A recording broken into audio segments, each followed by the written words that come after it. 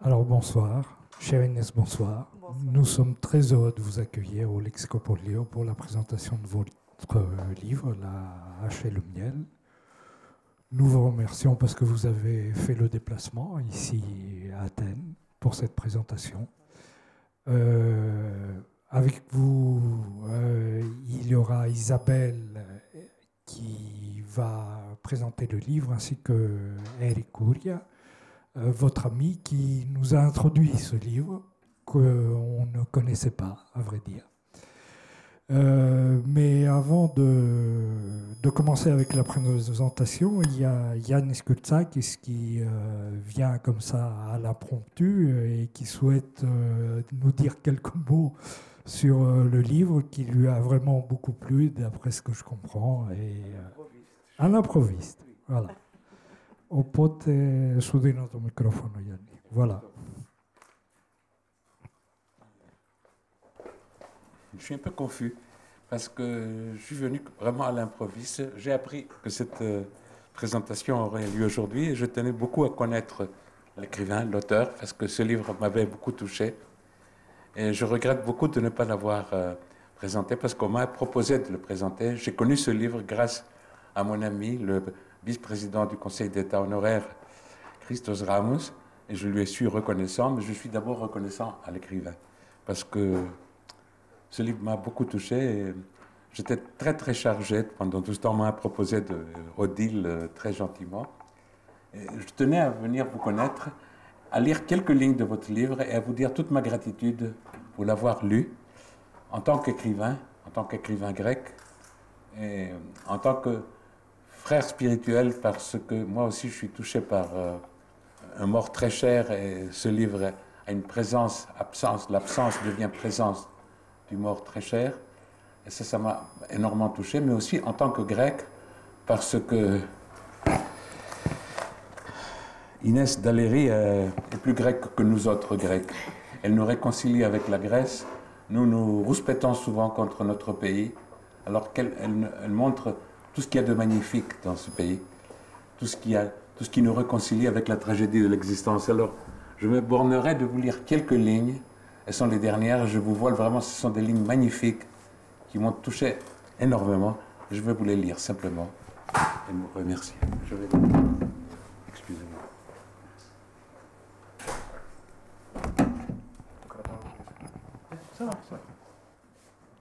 Ébloui comme à chaque fois par l'harmonie et la perfection qui réduisent à des péripéties insignifiantes l'agitation passagère des visiteurs, ému par les variations subtiles des couleurs et des formes, généreuses au regard qui accepte la patience. Demain, malgré le sentiment à vif de la finitude de l'existence, du mystère et du prix de la vie, lié indissolublement à la mort, le miracle se renouvellera. Demain, j'accueillerai l'évidence de la permanence. Tu es ailleurs, tu m'as précédé dans cet ailleurs, tu appartiens à un temps d'éternité dont ces lieux m'offrent la matérialité lumineuse. Je pense que ça, c'est vraiment... Ça dit tout de la Grèce et tout de... Enfin, j'ai senti ça comme si ça me concernait profondément, parce que c'est la Grèce qui m'a réconcilié avec la mort de mon frère, c'est la Grèce qui m'a réconcilié avec la tragédie qu'elle vit tous les jours. Je pense que ce pays tragique est quand même lumineux à la fois. Alors, je me rappelle de Camus qui disait « Il n'y a pas d'amour de vivre sans désespoir de vivre ». Et je sens, vous êtes camusienne, vous êtes méditerranéenne, vous êtes grecque, plus grecque que nous, et je souhaiterais que les Grecs, nos compatriotes, le comprennent. Je suis très touchée vous remercie parce que j'aime beaucoup Camus. De tout cœur. Et vraiment... Ah, pardon. Merci beaucoup, beaucoup. Je vais suivre un peu parce que je dois m'absenter malheureusement. Je vous en prie. Merci. Merci beaucoup.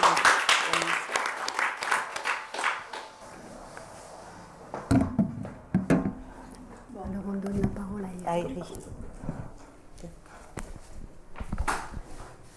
Bon. Moi, je suis ici ce soir à tant qu'ami, ami de longue date. C'est vrai, nous nous connaissons avec Inès depuis très longtemps, depuis 1974. Oui. Alors, comme vous pouvez imaginer, nous avons passé de longs moments ensemble. Et nous avons eu de longues discussions. Et je peux dire que ces discussions-là m'ont permis de comprendre qu'Inès, très tôt, mais de son enfance, si vous voulez, elle était beaucoup attirée par la mythologie et les légendes grecques. Et tout ça, après, sont beaucoup nourris, son imaginaire d'enfance et d'adolescente. Après ça, a déterminé ses études. Elle a fait des études de lettres classiques, c'est-à-dire du latin, grec ancien et littérature française. Et elle a travaillé comme professeure de lettres à Lyon et à Paris.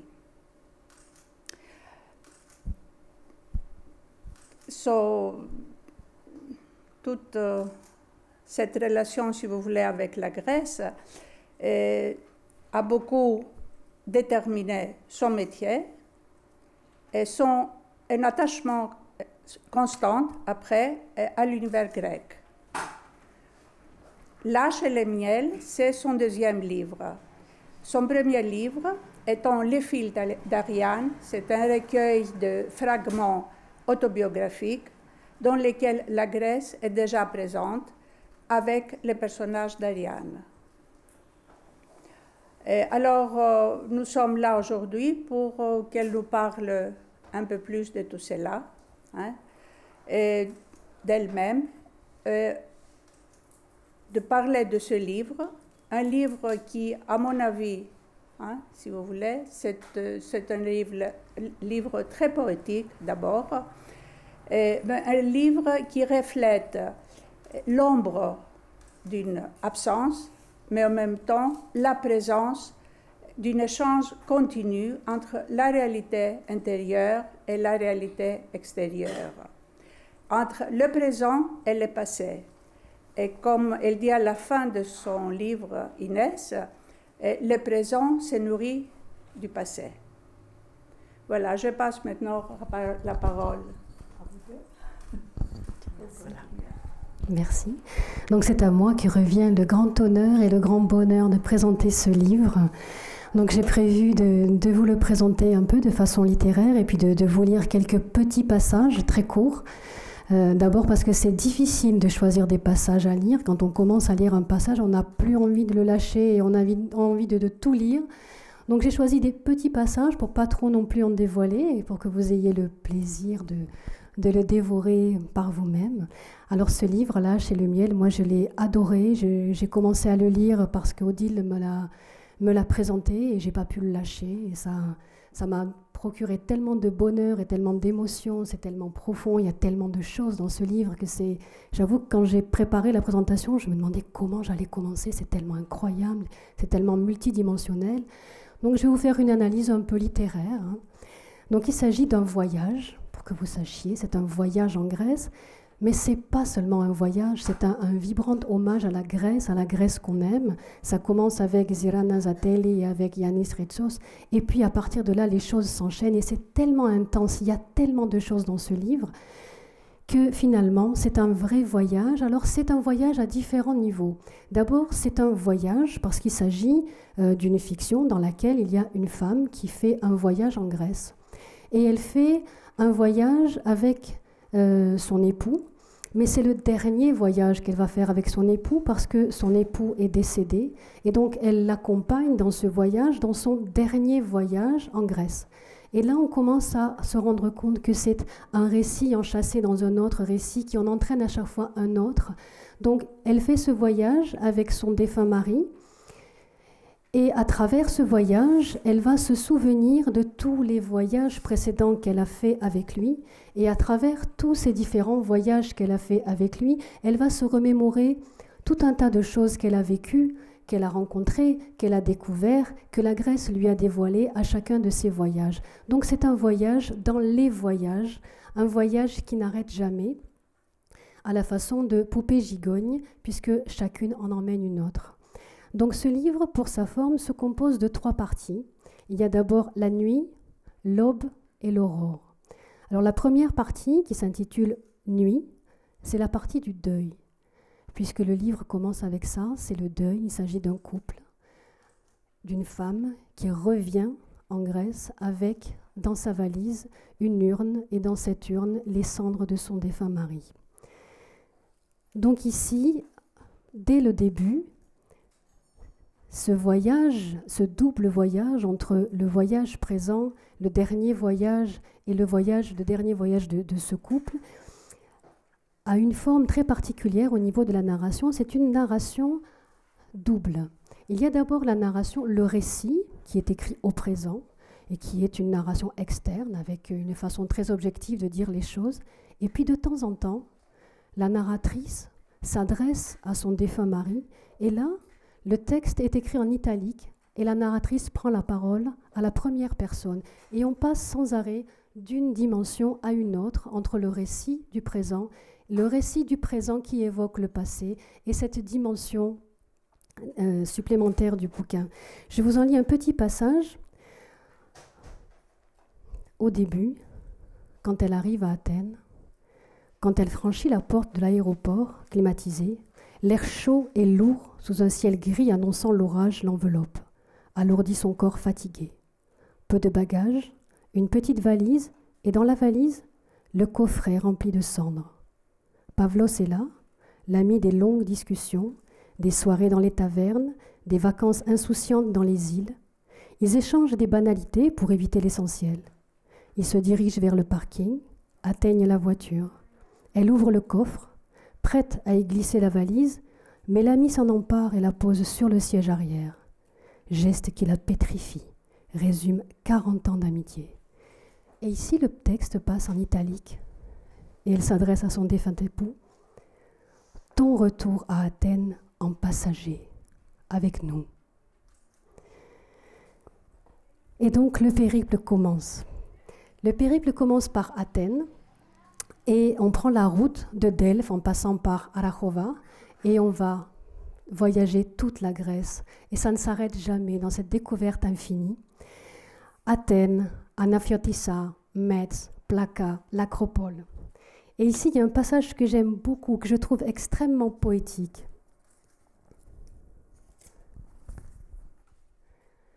La Grèce souffre. Partout des panneaux, à louer, à vendre. Athènes est lourde de grèves, de manifestations, d'une pauvreté qui pousse vers les terrasses des cafés vendeurs de babioles, musiciens jouant les enfants du Pirée sur un accordéon grinçant, femmes tziganes esquissant quelques pas de danse. Les murs d'Athènes crient, grondent, exaltent, encouragent, avertissent. Leurs mots crèvent les blessures et d'un quartier à l'autre, des voix inconnues répondent à d'autres voix inconnues. Cœur d'une tragédie en train de s'écrire. Seul, tu vas plus vite, ensemble, nous irons plus loin. Soyons vigilants avec le présent que nous bâtissons.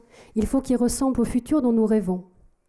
La dignité signifie de baisser la tête seulement lorsque l'on cherche des cailloux. Ne laisse pas ce qui te dévore te rassasier. Les petits bourgeois indifférents arment les mains des nazis.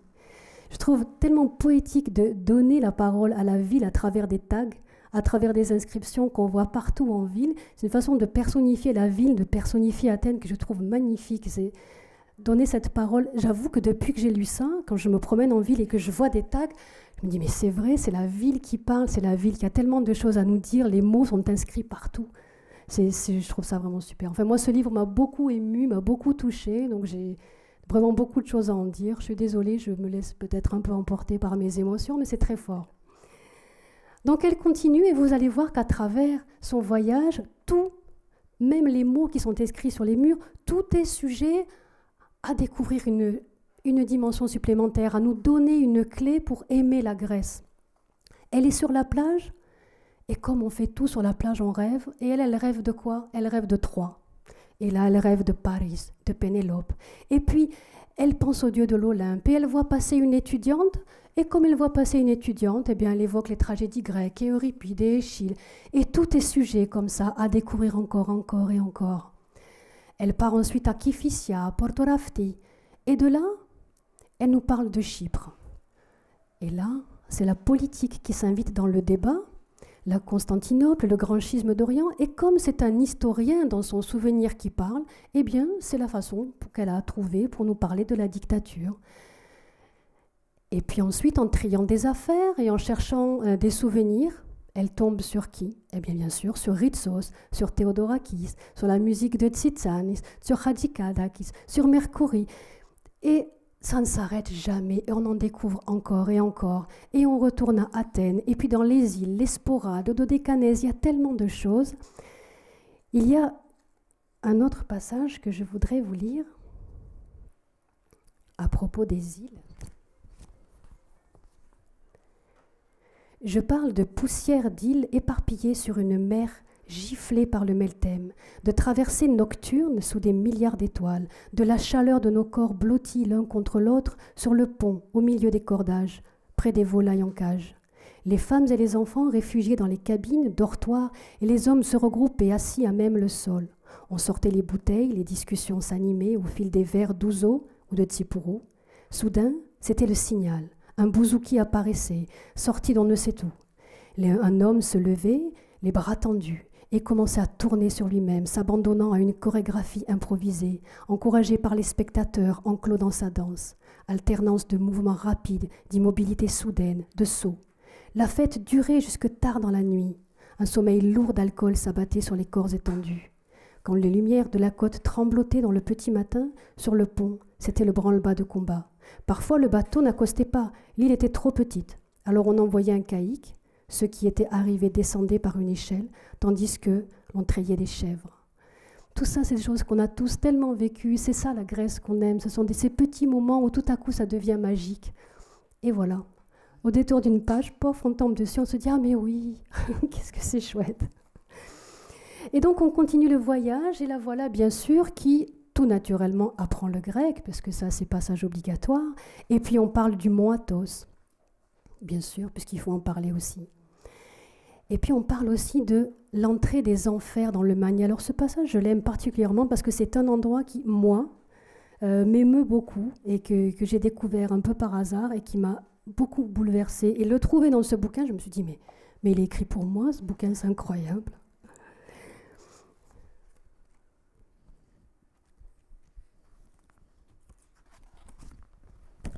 Je ne sais pas si vous connaissez l'entrée des enfers dans le Magne. Si vous ne connaissez pas, je vous conseille d'y aller, c'est un moment très fort. Ce sont les mythes, sinon les récits fantasmés des peurs et des rêves des hommes. Icare, l'oiseau, y côtoie Énée, Orphée et Ulysse qui franchissent la limite interdite entre vivants et morts et reviennent à la lumière. Le prétexte mythologique de cette promenade, un leurre, je le sais maintenant. Notre silence en cape. Ténaré fut rempli de ce rêve vain. Et si, tel Orphée, nous pouvions ramener chez les vivants notre enfant morte. Parce que oui, à l'occasion de cette entrée des enfers, il est question d'un deuil. Le texte commence avec un deuil, mais il en cachait un autre, comme chaque chose en cache une autre dans ce livre. Il est question d'un autre deuil, de celui de leur enfant. On en parlera peut-être après avec ce deuil, ou à moins que tu veuilles nous en parler maintenant. Je dirais que ce deuil n'est pas, disons, a ressurgi à l'occasion, évidemment, de ce voyage que j'ai fait quand je suis allée à Delphes, mais ce deuil était déjà derrière, derrière la narratrice, derrière moi. Et bon, c'est vrai que je trouve très beau ce rêve des Grecs de faire communiquer le monde des morts et le monde des vivants. Et que dans les mythes, on a cette réalisation. C'est un rêve. Et nous n'avons pas, par exemple, en France, de mythes similaires. Et donc, j'avais envie de l'introduire en le reliant. Mais plus je dirais qu'un souvenir. Alors, c'est vrai aussi que cet enfant, il s'est trouvé qu'elle a été mêlée, si on peut dire, par hasard à la Grèce. C'est un événement là personnel, hein, c'est moi qui parle, ce n'est plus la narratrice. Nous étions sur une aire d'autoroute, lieu banal s'il en est, et nous regagnions notre voiture. Et à ce moment-là, je vois à 2 mètres de moi Mikis Theodorakis. Bon, Mikis Theodorakis a représenté pour les Français un symbole très fort et nous l'avons vécu très fortement. Et j'ai osé, parce que je n'aime pas trop aborder les personnes comme ça, que je ne connais pas, personnes célèbres et tout, et je l'ai abordé. Et je lui ai dit ce qu'il représentait pour moi, et j'avais ma fille dans les bras. Et alors, lui, très simplement, peut-être comme un père, l'a regardé, l'a caressé, et il m'a félicité pour la beauté de ses yeux. Voilà, donc je trouve que c'est un petit événement, mais un événement, là encore, dans lequel la Grèce est associée à ce deuil, si vous voulez. Voilà. Donc c'est cela que je voulais vous dire, parce que je trouve que c'est quand même important. Oui. Et à quel point ça nourrit le récit, ce genre de choses, oui. Donc à l'occasion de ce deuil, on va parler de l'Actionesti et de Pâques, bien sûr. Et il y a à la fin de cette partie un poème qui s'intitule « Peur ». Peur de la Grèce, zone dangereuse dont le soleil est ma brûlure, la mer mon engloutissement, les montagnes mon écrasement, la lumière mon aveuglement, les pierres mon écorchement, les nuits mon dessèchement. Est-ce que tu pourrais nous commenter ce poème ? Je parlerai tout à l'heure un petit peu de ce que représente la Grèce dans ce livre. Je peux déjà le dire. Pour moi, c'est plus qu'un objet, on va dire un objet d'étude. C'est véritablement un personnage, et un personnage auquel le personnage du livre, la narratrice, est confronté. Et donc, il y a une sorte d'effet de miroir, de double entre les deux. Et donc, ce poème, à ce moment-là de son cheminement personnel, je voulais montrer comment elle était tiraillée entre le deuil et le désir de vie. Et donc, c'est ce qui explique que la souffrance qui est là, présente à ce moment-là, elle s'exprime par le corps, alors qu'il est question, évidemment, du paysage grec. Et donc, il y a une sorte de confusion voulue qui est entretenue et qui, pour moi, est symptomatique du lien entre la narratrice, le cheminement intime et ce que représente la Grèce. Moi, j'ai l'impression, en lisant, que chaque fois que la narratrice s'adresse en pensée à son défunt mari, elle s'adresse à son passé et elle s'adresse aussi à la Grèce tout entière. C'est toujours à chaque fois à différents niveaux, son cheminement personnel. C'est ça qui est très fort aussi et qui est très bouleversant à la lecture. On se demande, mais à quelle profondeur ça va tout ça ? C'est magnifique. Donc on continue et on arrive presque à la fin de la première partie qui s'intitule « Nuit » et qui est ce deuil. Et on va terminer avec le cinéma de Théo Angelopoulos et l'évocation de l'île de Makronissos. Mais là, j'aimerais bien que tu nous parles de Makronissos parce que je sais que tu as une anecdote très intéressante à nous raconter sur Makronissos. je dirais que, en dehors du travail que j'ai pu faire de documentation, la chance m'a souri à plusieurs reprises. Et j'étais en train de travailler à ce livre quand un film est sorti à Paris, un documentaire magnifique fait par un Suisse sur Macronissos. Et je l'ai vu 4 fois parce que je voulais m'imprégner des images, m'imprégner également des textes, dans la mesure où à Macronissos, il n'y a plus rien. Donc, comment remplir ce vide? Et très intelligemment, le cinéaste a donné la parole aux poètes qui y ont été enfermés. Et donc, on a une voix off qui fait revivre Macronissos par la voix des poètes. Et à la suite de ce cinéma, enfin de cette rencontre cinématographique, il y a une femme qui s'est levée et qui a dit « J'ai passé 1 an à Macronissos avec ma mère ». Et cette femme, donc j'ai évidemment, après le film, je suis allée vers elle, j'ai voulu lui parler. Elle a été d'une simplicité extraordinaire. Nous nous sommes rencontrés, nous avons longuement discuté et j'ai appris qu'elle était la fille d'un des fondateurs du Parti communiste, que ses parents étaient des grands militants, qu'elle avait suivi ses parents, qu'elle avait d'abord très peu vu son père. Elle avait vraiment rencontré son père à l'âge de 17 ans, parce que son père était emprisonné dans la clandestinité, qu'elle a été avec sa mère à Macronissos, qu'elle y a appris à lire et à écrire avec une pédagogue remarquable, et qu'elle a été ensuite exilée à Trikeri. Et quand j'ai écouté cette femme, j'avais l'impression d'avoir devant moi, à travers cette femme, l'histoire de la Grèce, à travers ce qu'elle me racontait. Et je dois dire que je n'ai pas oublié cette rencontre. Voilà, pour Macronissos. Et donc voilà que se termine la première partie du deuil, qui se termine sur Byzance, Constantinople, Istanbul, avec le fanard et bien sûr la grande catastrophe de 1922, puisque la première partie ne pouvait se terminer que sur une grande catastrophe. Alors voilà un petit passage de la fin de cette partie. Quelle est la capacité d'un pays à affronter les épisodes traumatiques de sa propre histoire?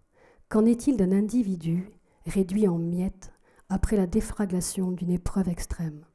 S'enfermer dans le silence, se protéger de la brûlure des mots, enquister la souffrance qui ronge de l'intérieur et guette le moindre relâchement de la vigilance pour crever comme un abcès? Mais le germe purulent est toujours là, nourrissant le cycle des ressassements. Ou accepter de traverser sa souffrance, croire qu'elle ne tuera pas, mais qu'elle rendra plus fort, plus grand. Oderling disait « Là où est le danger, crois aussi ce qui sauve ». Et voilà comment se termine cette première partie, qui est extrêmement forte et qui nous permet de passer de réfléchir d'abord sur un début de définition de l'identité collective, qui reviendra après dans la deuxième partie. La deuxième partie s'intitule « Aube ». Et c'est important parce qu'une fois la partie du deuil passée, c'est important de commencer avec l'aube, parce que l'aube, c'est la renaissance, et on suit le cheminement et de la narratrice et de la Grèce à travers tout ça.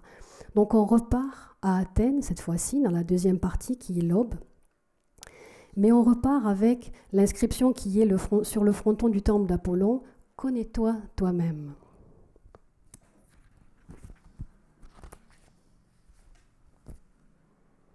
Démarche cathartique, habitée par le sentiment d'être observatrice de moi-même, s'effaçant peu à peu derrière le plaisir d'une disponibilité curieuse. La Grèce est un palimpseste. Le travail de déchiffrement a commencé à 2. Je le poursuivrai seul maintenant. Je pense à ces sculptures archaïques, éphèbes un peu raides et jeunes filles au sourire énigmatique du musée de l'Acropole. Enterrées comme remblées après les destructions perses, elles révèlent des traces des couleurs bigarrées qui recouvraient le marbre. J'explorerai une Grèce charnelle, violente et tendre, au-delà de la blancheur trompeuse et affaiblie des temples, le choix du vivant, Et voilà notre narratrice qui fait le choix du vivant. Ça y est, elle se lance dans l'aventure seule. Et alors là, commence une partie beaucoup plus optimiste, beaucoup plus vivante, où il est question de Jacques Lacarrière, de Delacroix, de Victor Hugo, de la grande idée, de Séphéris. Et petit à petit, on sent que psychiquement, elle se reconstruit, comme la Grèce qui se reconstruit sans cesse. Et on parle ici de la construction de l'identité collective, de l'exil, du déplacement des populations. Et l'exil, le thème de l'exil que représente aussi le deuil, est un thème très fort dans ce texte. Aujourd'hui, d'autres jeunes Grecs, confrontés au chômage, désespérant de l'avenir, retrouvent les routes de l'exil. Mais les itinéraires se croisent et la Grèce en crise doit affluer à sa frontière avec la Turquie près du fleuve Évros et dans l'archipel du Dodécanèse, les colonnes de tous ceux qui rêvent d'un avenir meilleur. Ils sont afghans, iraniens, kurdes, irakiens, syriens, embarquent sur des bateaux de fortune à la merci des passeurs ou des caprices de la mer, frères de l'exilé Séphéris. L'exil est un thème vraiment récurrent dans ce bouquin, un thème fort, je crois, de l'identité collective pour toi. Je dois dire que j'ai découvert vraiment l'exil en découvrant cet épisode de l'histoire grecque qui, je peux vous le dire, est inconnu en France, sauf évidemment chez les personnes qui s'intéressent à la Grèce ou qui travaillent dessus. Et donc, j'ai été très, très frappée par cette histoire de grande catastrophe.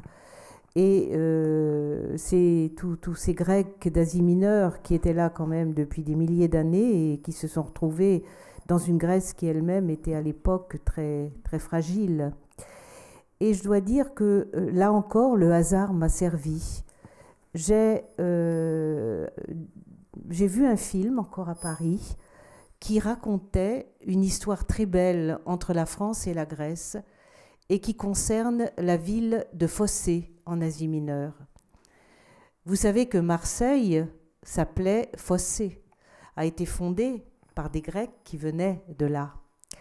Et en 1918, un archéologue grec fouillait à Phocée. À ce moment-là, les Turcs ont commencé à poursuivre et attaquer, à massacrer des Grecs. Et cet homme a rassemblé le plus de gens qu'il pouvait dans les bâtiments d'archéologie pour les protéger, pour les sauver. C'est un épisode qui est très peu connu. Et il y a un Grec à Paris qui s'appelle Iacoumis, qui a une maison d'édition magnifique, Calimage, qui rassemble des photographies anciennes. Alors, c'est des photographies du 19e siècle, des photographies sur Smyrne, sur Athènes. Et il a eu en sa possession on appelle ça des photographies sur ces événements de Phocée. Et je trouve magnifique, symboliquement, ce lien qui s'est établi entre la France, Marseille, Phocée, ces événements, l'exil, la grande catastrophe. Parce que les Phocéens qui ont fondé Marseille étaient certes des exilés, mais des exilés qui fondaient une ville et tout. Et là, l'Asie mineure et d'autres exilés sur les routes. Et avec ce retour de bâton, avec ces exilés qui arrivent en Grèce maintenant, c'est vrai que c'est quelque chose que je trouve très dramatique. La Méditerranée est devenue un cimetière, il faut bien le dire, quoi. Voilà donc la boucle bouclée, après le deuil, après le choix du vivant. La troisième partie s'intitule Aurore, et la boucle est bouclée, puisqu'avec cette troisième partie, il s'agit de transcender la mort par l'écriture. Et cette troisième partie porte en elle tout ce qui précède. Et en plus, cette troisième partie nous donne la clé du titre « La hache et le miel ». Elle écoute résonner en elle les mots de Zirana Zatelli. Sa nouvelle, La fiancée de l'an passé, est une histoire de chagrin, Une petite fille perd son chat adoré avec lequel elle s'est fiancée secrètement. Elle refuse l'irréparable, son corps douloureux et cris muets, larmes qui coulent sans discontinuer. Au village, depuis des temps très reculés, on appelle ça avoir les affres. Mais on connaît aussi le remède, une main leste et ferme pour vous fourrer dans la bouche quelque chose de sucré, très sucré, qui vous écœure, pour dominer le mal, le conjurer. Pour la petite fille, c'est un loukoum. Mais le rituel complet, accompli par une femme, consiste à apporter sur une hache du miel à lécher. La hache pour trancher, couper le chagrin, le miel pour adoucir et apaiser. Miel, 4 lettres, une syllabe, pour un tout petit mot. La rondeur du M effleure le I, s'attarde sur la transparence légère du E et glisse dans la douceur du L.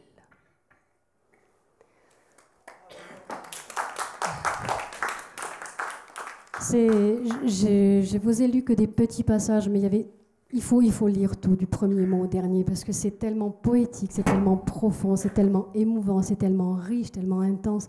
C'est vraiment, croyez-moi, très difficile d'en parler et de faire une analyse un peu synthétique, tout en essayant de vous donner vraiment l'envie de le lire, parce que vous allez partager ça avec tellement de bonheur. Moi, j'aurais une question à poser, c'est comment est né le projet de ce livre? Comment on écrit un bouquin pareil?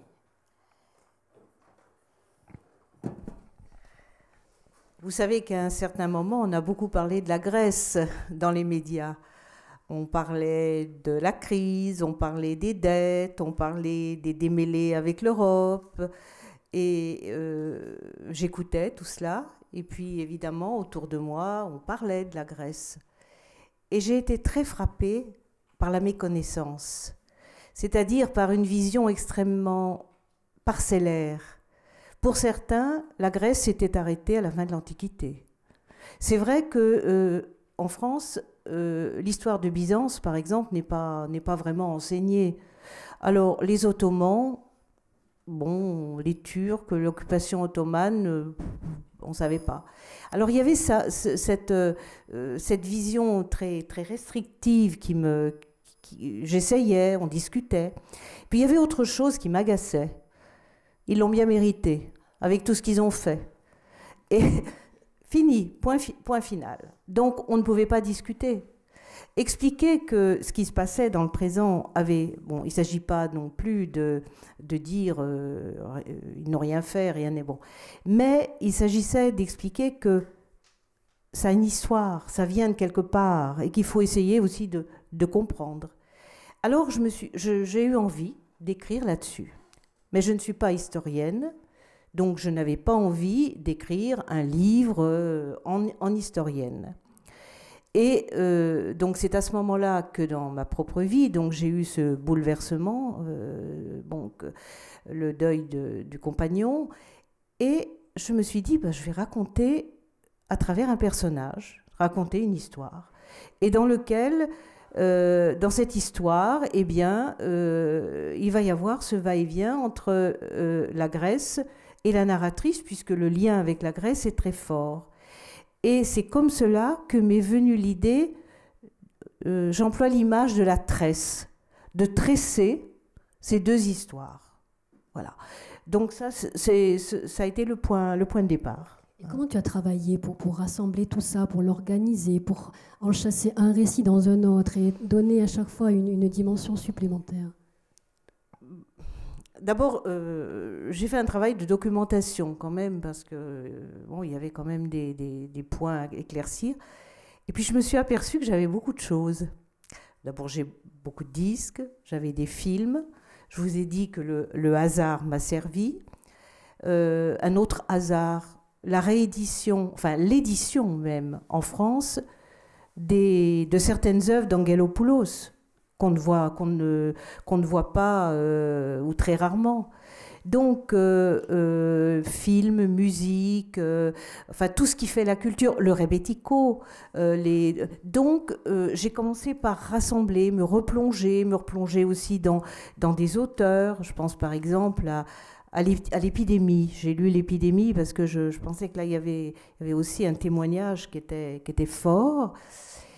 Et puis, depuis toutes les années où je vais en Grèce, j'ai l'habitude d'écrire des petits fragments sur des instants privilégiés, des rencontres, des paysages, et tous ces petits carnets de voyage ont constitué aussi des matériaux. Et puis, j'anticipe un peu sur peut-être d'autres questions que tu pourrais me poser, mais cette histoire, c'est un deuil, un double deuil.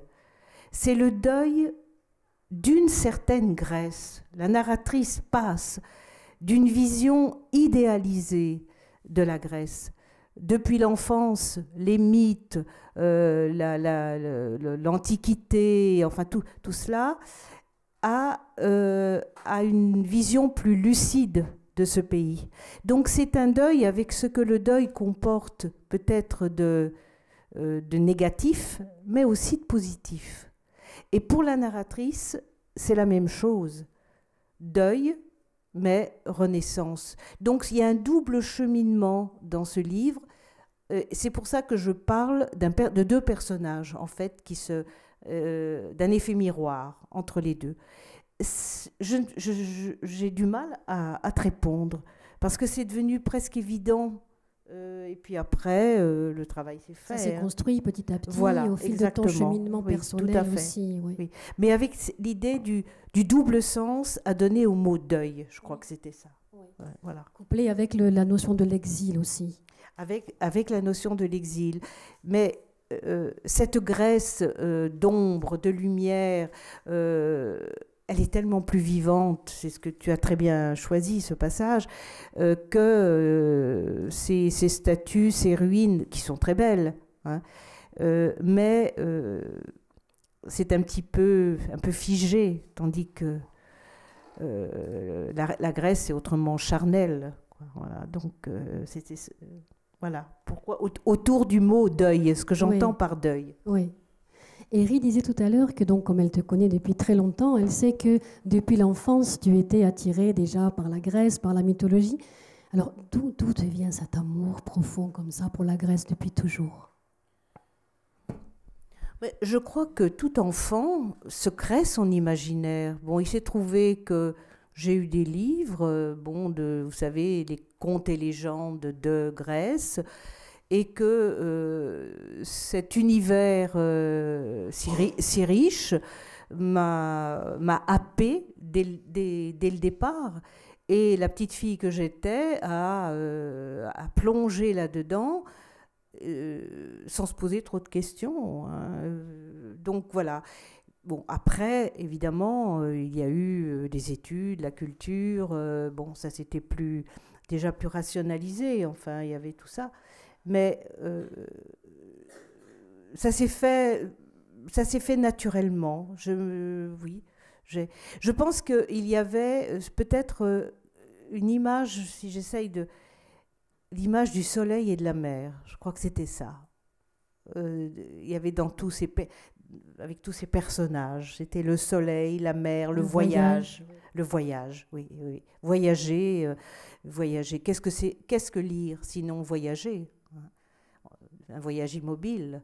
Et mon voyage immobile, je l'ai fait dès le départ en allant en Grèce. Hein, parce que, vous savez, tous les enfants, oui, vous avez peut-être fait cette expérience, qui lisent dans un coin. Moi, je lisais dans mon lit, sous la couverture, parce que c'était interdit, les parents, il fallait dormir. Hein, donc, il y avait la lampe de poche, je lisais, et je partais.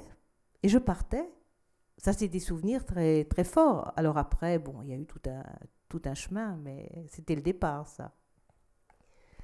Eh bien, je vous invite à faire le voyage avec Inès à travers ce livre, à faire le voyage de tous les voyages et le plus beau des voyages à travers la Grèce, à travers toutes les Grèces, à travers l'intemporalité de la Grèce. Et vraiment, je vous conseille de le lire. Vous allez passer un excellent moment. C'est très, très fort.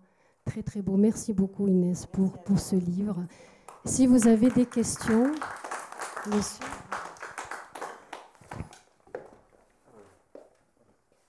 Alors, sois la bienvenue, chère amie, chère Inès. C'est une grande émotion que d'entendre ce soir cette belle présentation. C'est vraiment une grande œuvre littéraire. Je n'exagère pas, je pèse mes mots. C'est vraiment ça. Ce dialogue qui est presque extratemporel, qui ressort du temps, une rédemption par la Grèce, je parfum d'éternité, cet amour charnel de la Grèce, les odeurs, les goûts, les histoires, les poèmes, et cette ouverture de cœur et d'esprit qui fait de toi la plus grecque des Grecs. Tu m'as aidé à découvrir à moi-même la grécité, ce que c'est la Grèce vraiment. Parce qu'il y a une grande balance entre l'académique et le charnel, toutes les confluences de civilisation, de culture, ce petit point qui est ni Occident ni Orient, qui est les deux aussi. Et ce qui est très, très vraiment, je trouve c'est très originel, et la découverte à travers le Vendredi Saint, le deuil et la transcendance, et aussi par les bacchantes d'Euripide, tous ces extraits-là, qui sont si bien harmonisés, si bien combinés dans la multiplicité de la Grèce. Je te remercie personnellement de toutes ces émotions. Et puis sur le style, moi j'ai beaucoup adoré ce style laconique, des phrases courtes, c'est pas pompeux, ce n'est jamais pompeux, c'est sincère, c'est profond, c'est douloureux, très souvent on ressent ça. Et je tiens à souligner aussi la beauté du style qui ajoute à son charme sa beauté. Alors, merci de nouveau pour tout ça.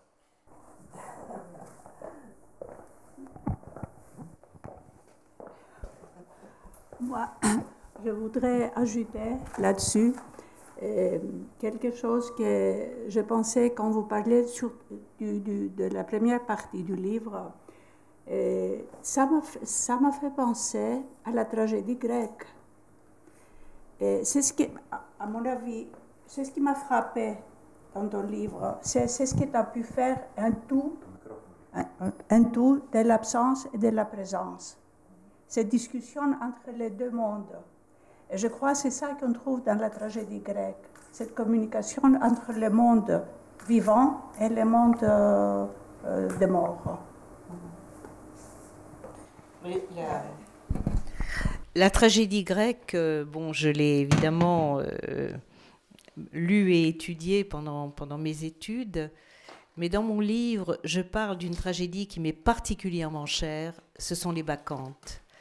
Parce que, pour moi, elle résume justement cet aspect qu'on occulte parfois dans l'académisme, par rapport à la Grèce, l'étrangeté, la violence, l'Orient. La Grèce appartient aussi à l'Orient. Et tout cela fait que je me souviens très bien quand j'étais étudiante et que j'étudiais les Bacchantes, j'étais fascinée par ce côté transgressif, dangereux, violent, qui montrait une Grèce charnelle. Voilà. Donc, c'est pour ça que c'est très personnel. On peut aimer, il y a des tas de très belles tragédies, mais j'avoue que j'ai un faible pour les Bacchantes.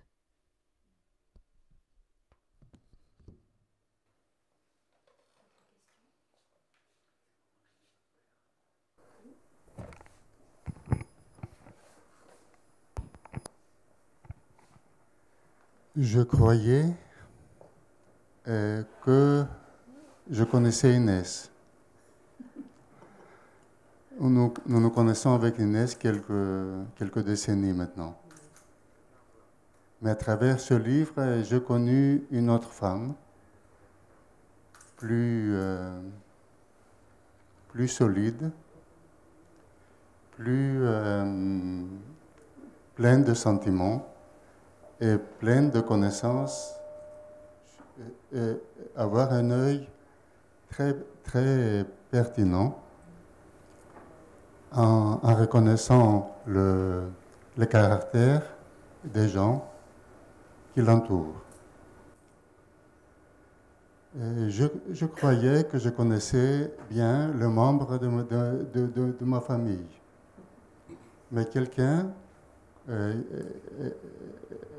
deux personnes, André et Inès, ont venu plusieurs fois chez nous. Et à travers ce livre, il y a quelques phrases seulement, mais très significatives de ce qui s'est passé entre nous en famille. Je croyais que je connaissais l'histoire de la Grèce. Mais quelqu'un comme Inès et quelqu'un comme André aussi ont su, à travers, d'abord à travers la connaissance qu'ils ont pu avoir sur la Grèce, mais surtout à travers l'amour qu'ils avaient pour ce pays, ils ont pu, et à travers ce livre aussi, ils ont pu ouvrir à mes yeux et à mon âme un nouveau regard sur la Grèce par quelqu'un qui a subi tous les drames de ce pays. Et merci bien Inès de nous avoir,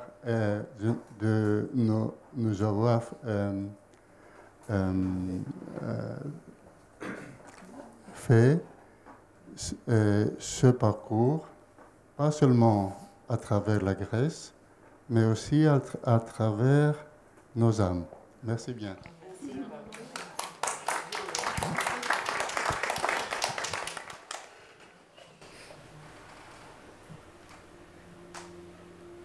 Merci. Merci à vous tous. Merci. Vraiment, merci à vous tous d'être là. Et c'est un très beau cadeau que me fait Odile. Evaristopoli, ine ena polioreo doro pu mu canis.